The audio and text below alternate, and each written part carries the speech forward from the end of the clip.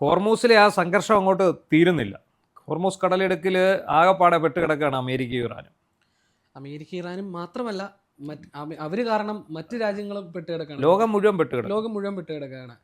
ഇപ്പൊ ഇതില് എന്താണ് സത്യത്തിൽ ഇറാന്റെ അവസ്ഥ ഒരു ട്രാപ്പ് പോലെ എന്ന് വേണമെങ്കിൽ പറയാം. കാരണം ഇപ്പൊ മൈനുകളാണ് ഇപ്പൊ ഇവിടുത്തെ യുദ്ധത്തിൽ സമാധാന ചർച്ചയിലെത്തി കാര്യങ്ങൾ എല്ലാം ഓക്കെ ആയി വന്നെങ്കിൽ പോലും ഇവിടെ നിൽക്കുന്ന മൈനുകളെ കുറിച്ച് ഇപ്പോൾ ഇറാന് പോലും വലിയ ധാരണയില്ല എന്നൊരു റിപ്പോർട്ട് ഈ അടുത്തിടയ്ക്ക് ഒരു 2 ദിവസം മുമ്പ് വന്നിരുന്നു. അപ്പം ഇത് നീക്കം ചെയ്യാനുള്ള ഇതിലേക്കാണ് അമേരിക്ക ഇപ്പോൾ കാര്യങ്ങൾ എത്തിച്ചിരിക്കുന്നത്. അപ്പോൾ അമേരിക്കയെ സംബന്ധിച്ചിടത്തോളം ഇത് നീക്കിയെടുക്കണമെങ്കിൽ 6 മാസം എങ്കിലും ഏറ്റവും കുറഞ്ഞ എടുക്കുക.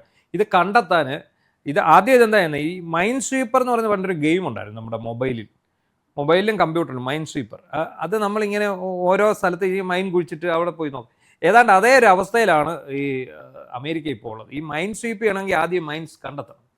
ഈ മൈൻസ് കണ്ടെത്തുന്നതിനൊപ്പം തന്നെ ഇത് നിർവീര്യമാക്കുകയും വേണം. ആ രീതിയിലാണ് മൈൻ്റെ പ്രവർത്തനം എന്ന് പറയുന്നത്. അങ്ങനെയാണ് ഇത് ഡിറ്റക്ട് ചെയ്യുക എന്നുള്ളതാണ് ഇതിനകത്ത് പ്രധാനം. അവർ എത്രത്തോളം മൈൻ ഇട്ടിട്ടുണ്ടെന്നുള്ളത് അവർക്ക് മാത്രമേ അറിയൂ. അല്ല, ഇറാനും വ്യക്തതയില്ല എന്നുള്ളൊരു റിപ്പോർട്ട് 2 ദിവസം മുമ്പ് ഉണ്ടായിരുന്നു. അപ്പോൾ നിലവിലുള്ള പ്രശ്നം എന്താണെന്ന് വെച്ച് കഴിഞ്ഞാൽ ഈ ഇറാൻ നിർദ്ദേശിക്കുന്ന വഴിയിലൂടെ മാത്രമേ കപ്പലുകൾക്ക് സഞ്ചരിക്കാൻ കഴിയൂ. കാരണം അതുപോലെ ഈ ഹോർമൂസ് കടലിടുക്കിൽ എല്ലാ മേഖലകളും കൂടി പോകാൻ കഴിയില്ല. അവർക്ക് പക്ഷേ അറിയാം ഏത് ദിശയിലും എങ്ങോട്ടൊക്കെയാണ് മൈൻ പോയിട്ടുള്ളതെന്ന് അവർക്കറിയാം. അതുകൊണ്ട് തന്നെ അവർ സുരക്ഷിതമായ ഒരു കപ്പൽച്ചാൽ തിരഞ്ഞെടുത്തിരിക്കുന്നത്. അതായത് നമ്മുടെ തേക്കടി തടാകത്തിൽ ബോട്ട് ഓടിക്കുന്ന പോലെ. അത് തേക്കടി തടാകത്തിൽ ബോട്ട് ഓടിക്കുന്നത് പ്രത്യേക പ്രാവീണ്യം ശ്രദ്ധിച്ചവർക്കേ അറിയത്തുള്ളൂ. അല്ലെങ്കിൽ അടിയിലെ മരക്കുറ്റികളാണ് മുഴുവൻ. ഈ മരക്കുറ്റി ബോട്ട് ഇടിച്ച് അപ്പോഴേ ബോട്ട് മുങ്ങും. നമ്മളാരും ഉദ്ദേശിക്കാത്ത അത്രയും ആഴവും തണുപ്പുമാണ് ഈ വെള്ളത്തിനകത്തുള്ളത്. അങ്ങനെ അപകടം ഉണ്ടായി വരാനുള്ള സാധ്യത വളരെ കൂടുതലുണ്ട്. അത് കാരണം ഈ ഡാം നിർമ്മിച്ചപ്പോൾ പോയ മരങ്ങളാണ് കുറ്റികളായിട്ട് അവിടെ നിൽക്കുന്നത്. അപ്പം എന്തായാലും അതേ അവസ്ഥയിലാണ് ഇപ്പം ഈ ഹോർമൂസ് കടലിടുക്ക് വന്നിരിക്കുന്നത്. അതിനൊപ്പമാണ് ഇറാനും അമേരിക്കയും മത്സരിച്ച് കപ്പലുകൾ പിടിക്കുന്നതും വെടിവെക്കുന്നതും. അതിനോടൊപ്പം തന്നെ ഈ ഇപ്പോൾ സമാധാന ചർച്ചകളെ കുറിച്ച് അത് എത്തുമോ എന്ന് പോലും ഒരു സംശയമുണ്ട്. കാരണം ഇറാനിൽ നിലവിലത്തെ അവസ്ഥ എന്ന് പറയുന്നത് അവിടുത്തെ ഭരണ നേതൃത്വം 2 തട്ടിലാണ്. കാരണം കാര്യങ്ങളിപ്പം പരമോന്നത നേതാവ് മുജ്തബ ഖമീനി ആണെന്ന് പറയുന്നെങ്കിൽ അദ്ദേഹത്തിന് ഇതൊക്കെ പറഞ്ഞാൽ മുജ്തബ ഖമീനിയുടെ പേരിൽ കുറേ പ്രസ്ഥാനങ്ങൾ വരുന്നുണ്ട്. അദ്ദേഹത്തിന് കോമയിലാണെന്നാണ് നമ്മൾ നേരത്തെ കേട്ടിട്ടുള്ളത്. അപ്പോൾ എന്താണ് അദ്ദേഹം ഡയറക്റ്റ് ആണോ പ്രസ്താവന ഇറക്കുന്നത്, അതോ അദ്ദേഹത്തിൻ്റെ പേര് പറഞ്ഞ് മറ്റുള്ളവർ ഇറക്കുന്നതാണ്? അത് പണ്ട് തൊട്ടേ നമുക്ക് ആ ഒരു സംശയം ഉണ്ടായിരുന്നു.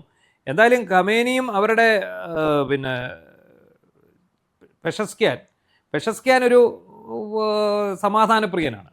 പക്ഷേ ഇപ്പോഴും അദ്ദേഹത്തിന് അവിടെ നിലവിൽ എന്താണ് അദ്ദേഹത്തിന്റെ അവസ്ഥ ഒരു സ്റ്റാമ്പ് കണക്കെ ആയി പോയി എന്നുള്ളതാണ് റിപ്പോർട്ട്. കാരണം IRGC ആണ് ഇപ്പോൾ അവിടുത്തെ കാര്യങ്ങൾ മുഴുവൻ നിയന്ത്രിക്കുന്നത്. ഈ വെടിനിർത്തൽ ചർച്ചയുമായിട്ട് ബന്ധപ്പെട്ട് ആദ്യം ഹോർമൂസ് തുറന്നു എന്ന് പറഞ്ഞ് ഇറാൻ ഒരു ഇറാൻ വിശദീകരണം നൽകിയിരുന്നു. അപ്പൊ തൊട്ട് പിന്നാലെ തന്നെ അടയ്ക്കുകയും ചെയ്യും. അതുതന്നെ ഈ ഇറാനിലെ ഭരണ നേതൃത്വം 2 തട്ടിലാണെന്നുള്ളതിന്റെ ഒരു ഉദാഹരണമായിരുന്നു എന്നാണ് പല വിദഗ്ധരും വിലയിരുത്തിയത്. കാരണം ആദ്യം തീരുമാനമെടുത്തത് അവിടുത്തെ നേതാക്കളായിരുന്നു. പക്ഷേ അത്ര ഒരു തീരുമാനത്തോട് IRGCക്ക് യോജിക്കാൻ കഴിയാണ്ട വന്നു. തുടർന്ന് അവരുടെ നിർബന്ധത്തിൽ ഈ അതിന് വിദേശകാര്യമന്ത്രി അബ്ബാസ് അരക്സി അദ്ദേഹത്തിന്റെ പ്രസ്താവന പിൻവലിക്കുകയും അടയ്ക്കായിട്ട് പ്രഖ്യാപനം ചെയ്യുകയായിരുന്നു. അതിപ്പം ആ ഒരു സാഹചര്യമാണ്. അപ്പം നിലവിൽ IRGC എന്ത് പറയുന്നു അതും പ്രകാരം റബ്ബർ സ്റ്റാമ്പ് കണക്കിന് ബാക്കിയുള്ള നേതാക്കൾ പ്രവർത്തിക്കുകയാണെന്നാണ് നിലവിലത്തെ റിപ്പോർട്ടുകൾ. അതിനിടയ്ക്ക് അമേരിക്കയ്ക്കും പ്രശ്നമുണ്ട്. അമേരിക്കയുടെ നാവികസേനാ മേധാവി സ്ഥാനം ഒഴിഞ്ഞു. ഇത്രയും വലിയ പ്രതിസന്ധി നിൽക്കുന്നതിനിടയ്ക്ക് നാവികസേനാ മേധാവി സ്ഥാനം ഒഴിഞ്ഞു അമേരിക്കയുടെ. കാരണം കടലിലാണല്ലോ ഇപ്പോൾ യുദ്ധം നടന്നുകൊണ്ടിരിക്കുന്നത്. കടൽ യുദ്ധം നടക്കുക എന്ന് പറഞ്ഞാൽ ഈ ഉപരോധം മറ്റു കാര്യങ്ങളൊക്കെയാണ്. അപ്പം ആ സേനയെ നയിക്കേണ്ട ആൾ സ്ഥാനം ഒഴിഞ്ഞു. അതുപോലെ തന്നെ ഇതിനു മുമ്പും ഇവരുടെ സൈനിക മേധാവിമാർ പലരും ഈ ഇറാൻ വിഷയത്തിൻ്റെ പശ്ചാത്തലത്തിൽ സ്ഥാനം ഒഴിഞ്ഞിട്ടുണ്ട്. അപ്പോൾ ഇത് ഇവർക്ക് വലിയ വിഷയമായിട്ട് മാറുകയാണ്. എന്താണ് ഈ ശരിക്കും പറഞ്ഞാൽ യുദ്ധം ഇങ്ങനെ നടന്നുകൊണ്ടിരിക്കും, യുദ്ധ സേനാധിപൻ തന്നെ പിന്മാറുന്ന ഒരു അവസ്ഥ അമേരിക്കയിൽ ഉണ്ടാകുന്നുണ്ട്. ഇനി പിന്നെ അതുപോലെ തന്നെ ആ സൈനികരെല്ലാം ഒരു പ്രത്യേക മാനസികാവസ്ഥയിലുമാണ്. എത്രയോ മാസങ്ങളാണ് ഇത് തീരുമെന്ന് പറഞ്ഞാൽ ഫെബ്രുവരി 28-നാണ് ഇവരെ കൊല്ലുന്നത്. സൈനികരുടെ മാനസികാവസ്ഥയേക്കാൾ കഴിഞ്ഞ ദിവസം ഒരു രസകരമായ റിപ്പോർട്ട് വന്നിരുന്നു. ട്രംപിന്റെ മാനസികാവസ്ഥ പോലും തെറ്റിപ്പോയി എന്നുള്ള രീതിയിൽ. കാരണം ട്രംപ് ഉദ്ദേശിച്ച രീതിയിലല്ല കാര്യങ്ങൾ ഇപ്പോൾ മുമ്പോട്ട് പോകുന്നത്. അപ്പം അദ്ദേഹം എന്താണ് US-ന്റെ വിമാനം ആദ്യത്തെ യുദ്ധവിമാനം വെടിവെച്ചിട്ട സമയത്ത് അദ്ദേഹം സമനില തെറ്റിയ വ്യക്തിയെ പോലെയായിരുന്നു പെരുമാറിയത് എന്നാണ് റിപ്പോർട്ടുകൾ ഓർത്തുന്നത്. അപ്പം നേതാവിന്റെ അവസ്ഥ എങ്ങനെയാണെങ്കിൽ സ്വാഭാവികമായിട്ടും അവിടുത്തെ സൈനികരുടെയും ബാക്കിയുള്ള ജീവനക്കാരുടെയൊക്കെ അവസ്ഥ ചിന്തിക്കാവുന്നതേ ഉള്ളൂ. ഈ വെടിനിർത്തൽ പുള്ളി സ്വയം നീട്ടുകയായിരുന്നു. അതെ അതെ, വെടിനിർത്തൽ ഇറാനുമായിട്ട് ചർച്ച ചെയ്യല്ലേ, ഇറാൻ നീട്ടുകയൊന്നും അല്ലായിരുന്നു, അദ്ദേഹം സ്വയം വെടിനിർത്തൽ നീട്ടുകയാണ്. കാരണം എല്ലാവരും, എന്നിട്ടും പുള്ളി പറയുന്നുണ്ട് ഞാൻ അന്ത്യശാസനം വീണ്ടും തന്നിട്ടുണ്ട് പുള്ളി, ഞങ്ങൾ വീണ്ടും ആക്രമിക്കും എന്നൊക്കെ പറഞ്ഞ്. അത് ചിലപ്പോൾ ഇറാനെ പേടിപ്പിച്ച് ഞാൻ പറഞ്ഞിടത്ത് കൊണ്ടിരുന്നു എന്ന് അദ്ദേഹം പറയാനുള്ള ഒരു ശ്രമമായിരിക്കാം. എന്തായാലും ഇറാൻ്റെ മാനസികാവസ്ഥയിലും ഏതാണ്ട് അമേരിക്കയിലെ സമാനമായി, ട്രംപിൻ്റെ സമാനമായ ഒരു മാനസികാവസ്ഥയിലേക്ക് അവർ പോകണം. അവരിപ്പോൾ ഒരു കപ്പലുകളെയും വെറുതെ വിടുന്നില്ല. ഇപ്പം ഇന്ത്യയുടെ 2 കപ്പലുകൾക്ക് നേരെ അവർ വെടിവെച്ചു. ഇന്ത്യയുടെ എന്നിട്ട് അത് കസ്റ്റഡിയിൽ എടുത്തായിരുന്നു. അത് തന്നെ അവിടുത്തെ ഈ ഭരണ നേതൃത്വം എന്താണ് IRGCയും ഇവരും 2 വശത്തായിരുന്നു. അപ്പോൾ ഇന്ത്യ അറിയിച്ചത് എന്താണെന്ന് വെച്ചാൽ വ്യാപകമായ നല്ല രൂക്ഷമായ പ്രത്യാഘാതം നിങ്ങൾക്ക് നേരിടേണ്ടി വരും. ഇപ്പോൾ ഇന്നലെ വെടിവെച്ച 2 കപ്പൽ പനാമ എന്ന് പറയുന്ന രാജ്യത്തിൻ്റെയാണ്. പനാമ രാജ്യത്തിൻ്റെ എന്ന് പറഞ്ഞാൽ മിക്ക കപ്പലുകൾക്കും ഈ പനാമയുടെ ഫ്ലാഗാണുള്ളത്. ഈ പനാമയിൽ നിന്ന് ഓപ്പറേറ്റ് ചെയ്യുന്ന കപ്പലുകളിൽ പലതും ഇന്ത്യയുടെ കപ്പലുകളാണ്, ഇന്ത്യൻ കപ്പലുകളാണ്, ഇന്ത്യൻ ഇവരുടെ കപ്പലുകളാണ്. അപ്പോൾ ഈ കപ്പലുകൾക്ക് നേരെ ഇവർ തുടരെ വെടിയുതിർക്കുകയും നല്ലൊരു കപ്പലിന് തകരാറ് സംഭവിക്കുകയും ചെയ്തു. അപ്പോൾ ഇത് ഏറ്റവും പ്രധാനപ്പെട്ട പ്രശ്നം എന്താണെന്ന് വെച്ചാൽ ആഗോള എണ്ണ വിപണിയിൽ 20% കച്ചവടം നടക്കുന്നത് ഈ ഹോർമുസ് കടലിടുക്കിലൂടെ. 20% ഗൾഫ് കൺട്രീസിൽ നിന്നുള്ള, ഇറാനിൽ നിന്നുള്ള ഈ എണ്ണയുടെ 20%, എണ്ണ മാത്രമല്ല ഇന്ധനം മുഴുവൻ, അതായത് പിന്നെ പ്രകൃതിവാതകമാണെങ്കിലും പെട്രോളിയം ഗ്യാസ് LPG ആണെങ്കിലും അതെല്ലാം ഏറ്റവും കൂടുതൽ ആ വഴിക്കൂടാണ് പോരുന്നത്. ഇപ്പം നമുക്ക് തന്നെ അറിയാം, നമ്മുടെ നാട്ടിലെല്ലാവരും പകുതി ഹോട്ടലുകൾ പൂട്ടിയായിരുന്നു അല്ലേ? അതെ. അതുപോലെ ഇവർ വിലയും കൂട്ടി. പക്ഷേ ഇന്നലെ ഞാനൊരു തട്ടുകടയാണ്, സ്ഥിരമായിട്ട് പോകുന്ന ഒരു തട്ടുകടയാണ്. അപ്പോൾ ഞാൻ അവിടെ ചെന്ന് ചായ കുടിച്ച് സമയത്ത് ഞാൻ അദ്ദേഹത്തെ വിളിച്ചു, കുറേ നാളായിട്ട് അടച്ചിട്ടിരിക്കുകയായിരുന്നു, അപ്പോൾ നിങ്ങൾക്ക് സിലിണ്ടർ കിട്ടുന്നുണ്ടോ എന്ന് ചോദിച്ചു. ഇല്ല, ഇപ്പോൾ പ്രശ്നമില്ലെന്ന് ചോദിച്ചു. ഞാൻ നോക്കുമ്പോൾ അവിടെ എല്ലാ സാധനത്തിനും വില കൂട്ടി വെച്ചിരിക്കുകയാണ്. അപ്പം ഇതിനകത്ത് ആ ഒരു അവസരം നോക്കി ഇവർ എല്ലാ സാധനത്തിനും വില കൂട്ടി. ഈ കൂട്ടിയ വില ഇനിയും കുറയ്ക്കുകയില്ല, ഇവരിനി ആ കൂട്ടിയ വില കുറയ്ക്കുകയില്ല. അതിൻ്റെ ഒപ്പം തന്നെയാണ് ഇപ്പോൾ ഇനിയും വരാൻ പോകുന്നത്, പാലിൻ്റെ വില വർദ്ധിക്കാൻ പോകും. ഇപ്പോൾ 12 രൂപയാക്കിയവരെല്ലാം ചായയ്ക്ക് അവർ 15 രൂപ ആക്കും. അതിനിയും സുലഭമായിട്ട് പെട്രോളിയം ഗ്യാസ് കിട്ടിയെന്ന് പറഞ്ഞാലും ഇത് തന്നെയാണ് സംഭവിക്കാൻ പോകുന്നത്. ഇനി അതങ്ങ് പോട്ടെ. അതിൻ്റെ കൂട്ടത്തിൽ ഈ അടുപ്പ് വാങ്ങാൻ കിട്ടും, ആമസോണിൽ കിട്ടും അടുപ്പ്, റെഡിമെയ്ഡ് അടുപ്പ് കിട്ടും. ഈ റെഡിമെയ്ഡ് അടുപ്പ് മേടിച്ചിട്ട് ഹോട്ടൽ നടത്തുന്ന ആൾക്കാരുണ്ട്, വിറകും അറക്കപ്പൊടിയൊക്കെ ആയിട്ട്. പിന്നെയുണ്ട് ഈ പിന്നെ സ്വന്തമായിട്ട് അടുപ്പ് നിർമ്മിച്ച് ഇത് പാചകം ചെയ്യുന്നവരുണ്ട്. അവരും ഇത് കുത്തനെ വില കൂട്ടിയിട്ടുണ്ട്. കാരണം അവർക്ക് അടുപ്പ് നിർമ്മിച്ചതിൻ്റെ ചിലവുണ്ട്, വിറക് വാങ്ങുന്നതിൻ്റെ ചിലവുണ്ട്, അങ്ങനെ പല പ്രശ്നം.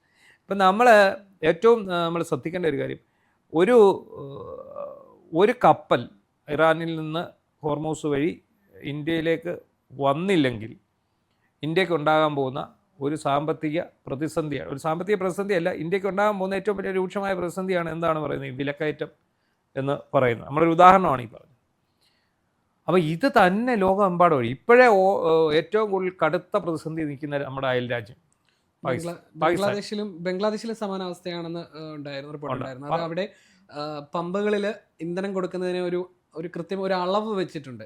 അപ്പം അതിൽ തന്നെ പലരും പറയുന്നത് ആ അളവ് മൈലേജുകൾ കുറഞ്ഞ വണ്ടിക്ക് അതൊന്നും പര്യാപ്തമല്ല. കാരണം അത് ഈ പമ്പിലേക്ക് ചിലപ്പോൾ ഓടിയെത്തുന്ന ദൂരം അവർക്ക് അത്രയും തന്നെ ഈ കെട്ടുന്നതിൽ ചെലവായി പോകും.